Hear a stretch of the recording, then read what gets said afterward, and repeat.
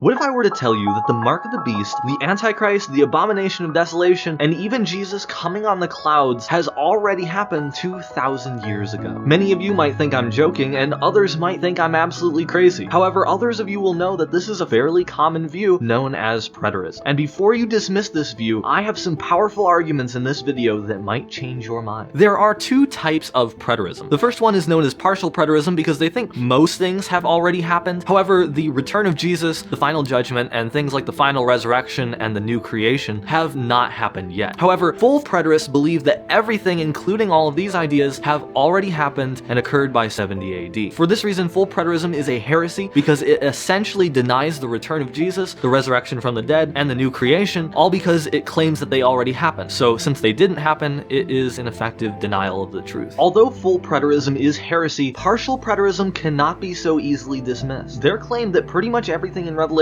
has already been filled by 70 AD is not without warrant. But why do I keep mentioning the specific date of 70 AD? What exactly happened here? It all began with Jewish zealots who created many revolts against the Romans. These revolts were stomped down and retaliated against very harshly by the Roman state. Tensions escalated until the Romans eventually attacked Jerusalem in 70 AD. The Romans conducted the siege for several months, during which they surrounded the entire city, cutting off all access to food and other supplies. As food supplies started to dwindle, the situation was truly horrific, as the curses from Deuteronomy and Leviticus came into fruition. And as the prophecies stated, even the women started to eat their own children. The Jewish defenses finally gave in to the Romans in 70 AD. At this point, the city was sacked, the temple was burned down, and even the stones were thrown to the ground. According to Josephus, over 1 million Jews were slaughtered, and hundreds of thousands of others were taken into captivity. There were so many dead bodies that the waters turned red with blood, and you couldn't go some places without crawling over dead bodies. The event was truly apocalyptic, but is it enough to match the descriptions in the Bible? The most famous speech that Jesus gave about the end times is known as the Olivet Discourse. It's called the Olivet Discourse because Jesus gave it on the Mount of Olives, which is called the Mount of Olives because of all the olive trees that no longer exist because they were destroyed in 70 AD. This particular speech is recorded in Matthew 24, Mark 13, and Luke 21. The context begins with Jesus walking through the temple and prophesying that every part of it will be destroyed, even the stones will be thrown down, thus prophesying about 70 AD. Later that day, just as they have gone out of the temple complex and were on the Mount of Olives, his disciples came up to him and asked, "When will these things be, and what will be the sign of your coming and of the end of the age?" Clearly here, the disciples are asking Jesus about the timing of the destruction of the temple. Therefore, when Jesus starts to talk about the signs of this happening, namely wars, rumors of wars, famines, earthquakes, etc., he is most certainly not talking about the end of history. He is talking about the signs leading up to the destruction of the temple in 70 AD. And if you take a look at the first century, you will indeed find that there were many famines, earthquakes, wars, and rumors of wars. Interestingly, the sealed judgments in the book of Revelation also match the descriptions here in Matthew 24. Therefore, this provides another argument for the preterist that Revelation as well is also fulfilled in 70 AD. But you may be thinking, I thought the passage said that this would be worse than any time before or since. Sure, the siege in Jerusalem was brutal, but can we really say that it was the worst event in all of human history? However, preterists like to point out that similar language is used all throughout the Old Testament, and it is never to be taken literally. Therefore, we ought to take such language as simply an emphasis about how bad it will be, not literally saying that it's worse than any event ever before or since. But what about the gospel going out throughout the whole world? Certainly this didn't happen by 70 AD. Well, the preterist has another powerful argument here. If I told you that when I was young, that there was a famine around the whole land, you would not take me to say that every single part of the planet Earth was covered in a famine. No, you would understand me to just be talking about my local region. Similarly, the Greek word here can mean earth, dirt, or land, but it does not refer to the planet because people in the ancient world did not know about planets. So we shouldn't press the meaning of our English word for earth into their word for land. Additionally, before 70 AD, Paul stated that the gospel had finished going around to the entire world. Therefore, whether you're a preterist or not, this prophecy was fulfilled by 70 AD according to scripture. In fact, everything in the Olivet Discourse occurred by 70 AD. There were many false prophets, as Jesus predicted. Many Christians were persecuted, as Jesus predicted. The love of many grew cold, as Jesus predicted. And many fell away from the faith, as Jesus predicted. But what about the abomination of desolation spoken of by the prophet Daniel? While it's not exactly clear from the context of Daniel what this abomination of desolation is, most scholars, as well as Jews at the time, believed it had something to do with Antiochus Epiphanes, who set up an idol to to Zeus in the temple and sacrificed pigs on the altar and forced Jews to eat their flesh. By the time of Jesus, this was widely considered to be the abomination of desolation. However, Jesus sees this as something yet in the future. Futurists point out that nothing like that ever happened in 70 AD, and even preterists disagree amongst themselves about what exactly constituted the abomination of desolation. However, according to the Luke account, instead of writing "when you see the abomination of desolation," Luke writes "when you see Jerusalem surrounded by armies." Luke is interpreting the abomination of desolation to a Gentile audience who wouldn't really understand what that is, and is explaining it as the surrounding of Jerusalem, something that happened in 70 AD. In fact, this version recorded in Luke caused many Christians to flee to the town of Pella when Jerusalem was initially surrounded. If they had not done so, the Christians there would have been wiped out along with the Jews. Additionally, this is why in the book of Acts, it is only the Christians in Jerusalem who sell all of their possessions. They knew their property wouldn't be worth much very soon. For the preterist, everything in Matthew 24 has already happened, including Jesus coming on the clouds. Again, preterists will point out that we cannot interpret this term without reference to the Old Testament. In the Old Testament, God is often coming on the clouds, thus stealing a description that was often applied to Baal, and this is never to be taken literally. Coming on the clouds in the Old Testament refers to God coming in judgment and declaring wrath on the nations. It always refers to God judging his enemies rather than coming literally. Jesus' message in Matthew 24 is extremely clear. He is going to come and he is going to judge the very Jews that he just got done criticizing in the previous chapter. He will judge them, but this doesn't mean that he is talking about the second coming or the parousia of Christ. Likewise, the gathering of the elect under the four winds should not be interpreted as the rapture. According to the preterist, it should be interpreted as the going out of the gospel and the saving of souls around the world. And if this sounds strange to you, then let me remind you that we need to believe Jesus' words that all of these things would happen in his generation. Many futurists take the phrase "this generation" to refer to the last generation at the end of history, but this cannot be the case for many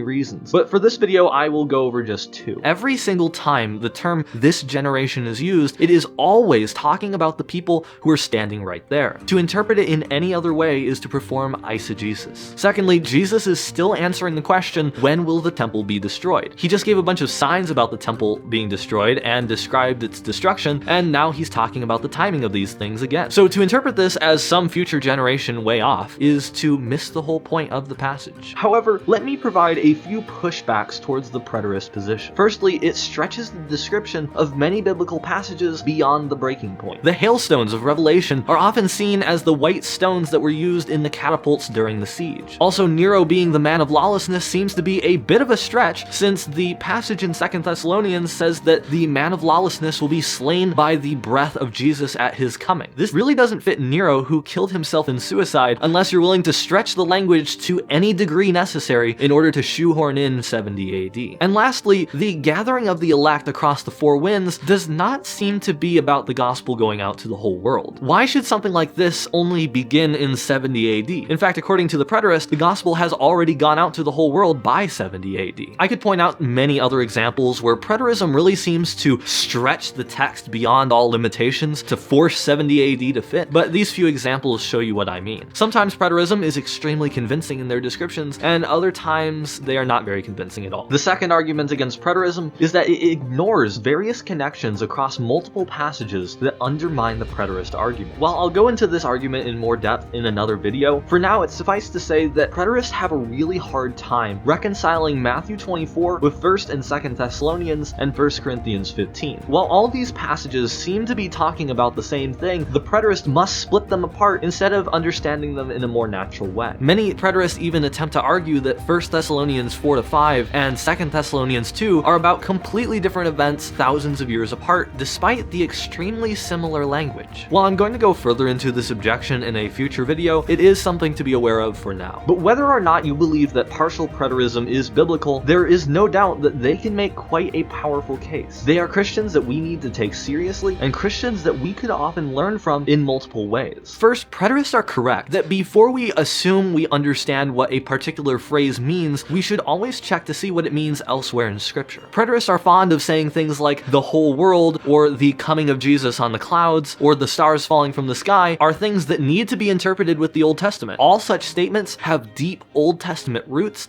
and need to be interpreted symbolically. Secondly, we can learn a lot from preterists about how monumental 70 AD really was. It marks one one of Jesus' greatest prophecies of all time, and indeed one of the most important events for the spread of Christianity. Thirdly, preterists take the time statements in the New Testament seriously. They don't just punt this generation to be some other generation disconnected to the people Jesus was talking to. They understand generation in a way that is far better than most futurists. While I don't think the preterist interpretation of this generation is the only valid option here, it is far better than the explanation that you'll find that this generation refers to the first generation after the rebirth of the nation of Israel. Nothing about the context of this passage suggests such a view. And speaking of understanding the Bible in context, there is another mistake that you might be making that will absolutely destroy your chances of understanding the Bible truly in context. To see if you are making this mistake and to learn exactly how to avoid it, then click on this video here because I will show you exactly what you may have been missing.